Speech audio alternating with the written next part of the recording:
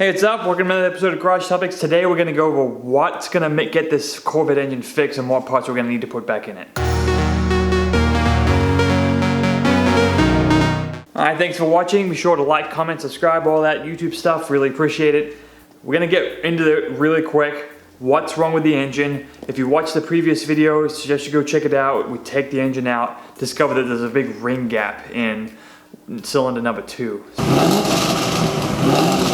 So what ended up happening is that piston ate out that cylinder, but we think there was maybe a fueling issue. That cylinder definitely is out of whack.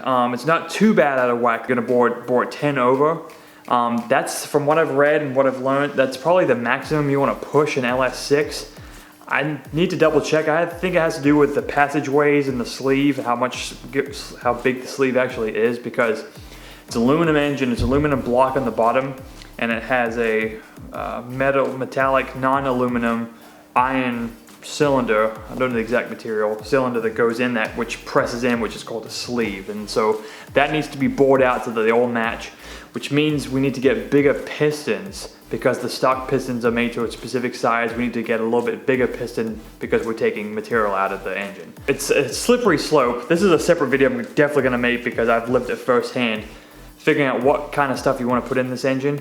I decided to go with OEM style. It's got a valve relief, but they're forged pistons. And you can use stock rods, but while you're in there, like I mentioned, make another video about this. What can you get? What makes sense for your build?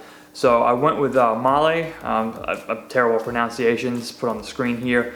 Holley pistons and rings, it's a pack that comes together. They have a bunch of different sizes based on what you need. If you're just trying to do a refresh or if you need to bore it out, they have different increment sizes, so it makes it really easy for you to get the pistons and rings you need that are gonna really work well for the car. From what I know, the LS engines, the pistons are one of the weak spots, so getting forged pistons will really help you out. The rods and crank are pretty stout, but what potentially happens is when you're taking the pistons apart on the stock rods, there's a chance you might mess something up. And if you upgrade rods, you can probably handle a little bit more power. I decided to go with scat rods, went with H-beam rods. That will be able to withstand a little bit more power.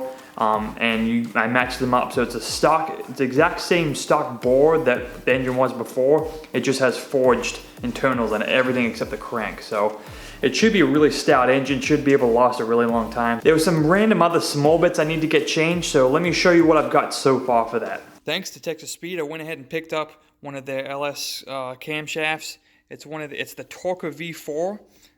So basically, I'm looking to daily drive the Corvette and do some fun activities with it. The cam that's in it, the specs was in the previous video, put them in the video as well.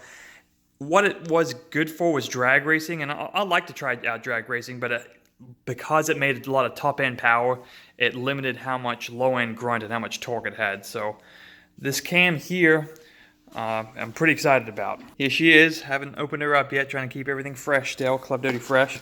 Here's the cam card.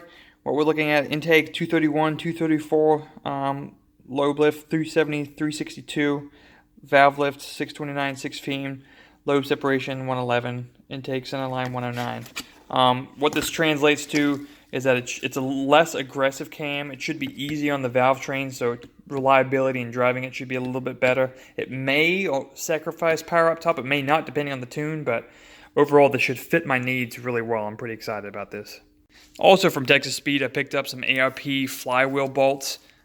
This will just give me peace of mind so nothing breaks when we put it back together.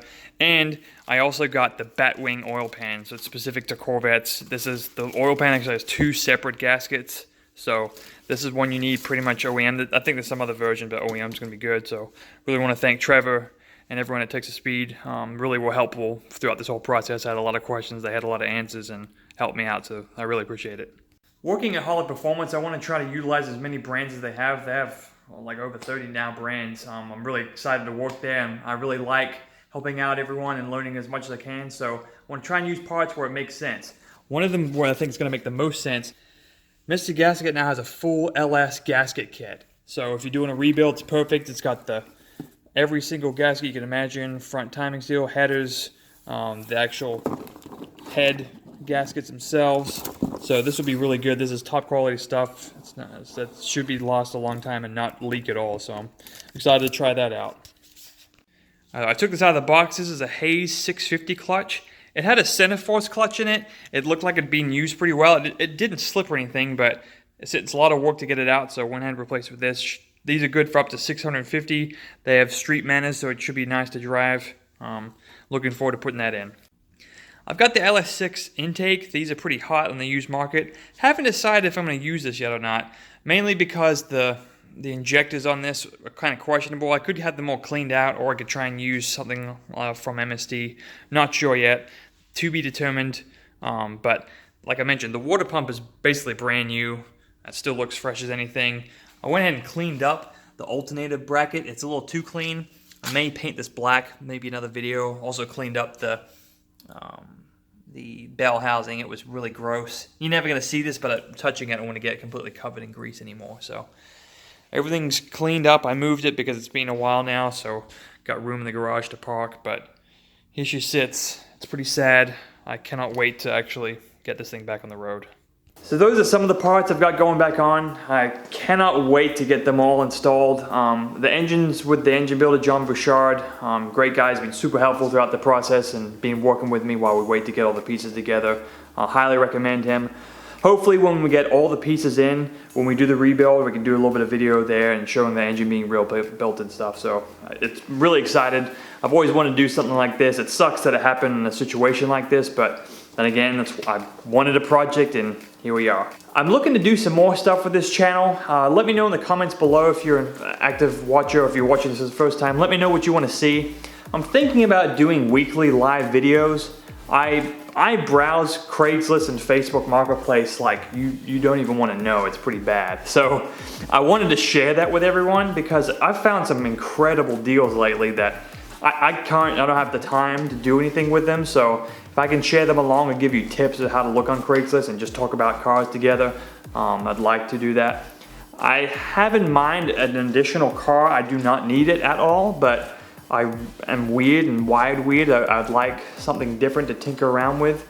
Let me know in the comments if you want to see a specific type of video, or you see more Corvette videos. I can do daily vlogs like this, like talking about the Corvette when it's up and running, and more daily life stuff. I do a decent amount with cars now that I'm working for Holley Performance. It's been great so far. I've been here over a year, but if you want more content, let me know. I can try and make it happen. Thanks a lot for watching.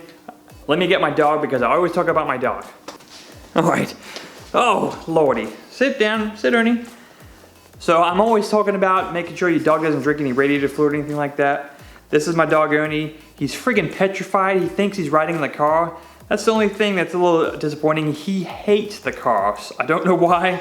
We've tried to make him like it. He thinks he's riding in the car now, so he's shaking, but he's the coolest dog ever. So if you got a dog like Ernie, make sure that he gets his pistons checked out and doesn't get anything too crazy. You don't want too much ring gap because it'll crazy blow by. Thanks a lot for watching. Peace out. Say bye, Ernie. Say bye. Oh, he hates this. All right, we're going back inside. Okay.